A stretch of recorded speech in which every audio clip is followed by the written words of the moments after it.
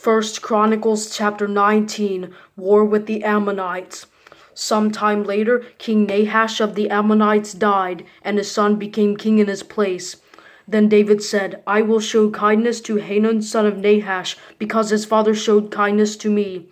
So David sent messengers to console him concerning his father. However, when David's emissaries arrived in the land of the Ammonites to console him, the Ammonite leaders said to Hanun, just because David has sent men with condolences for you, do you really believe he is showing respect for your father? Instead, hasn't David sent his emissaries in order to scout out, overthrow, and spy on the land? So Hanun took David's emissaries, shaved them, cut their clothes in half at the hips, and sent them away.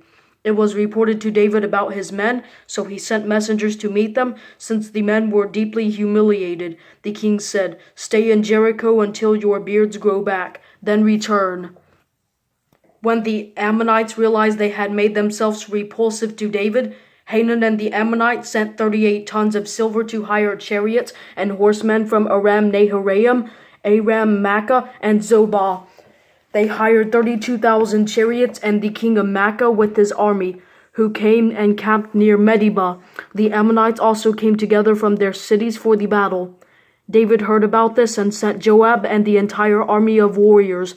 The Ammonites marched out and lined up in battle formation at the entrance of the city while the kings who had come were in the field by themselves.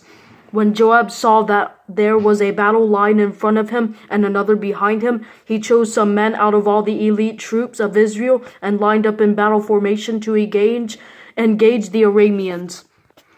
He placed the rest of the forces under the command of his brother Abishai, and they lined up in battle formation to engage the Ammonites. If the Arameans are too strong for me, Joab said, then you will be my help. However, if the Ammonites are too strong for you, I will help you. Be strong. We must prove ourselves strong for our people and for the cities of our God. May the Lord's will be done. Joab and the people with him approached the Arameans for battle, and they fled before him. When the Ammonites saw that the Arameans had fled, they likewise fled before Joab's brother Abishai and entered the city. Then Joab went to Jerusalem. When the Arameans realized that they had been defeated by Israel, they sent messengers to summon the Arameans who were across the Euphrates. They were led by Shophak, the commander of Hadadezer's army.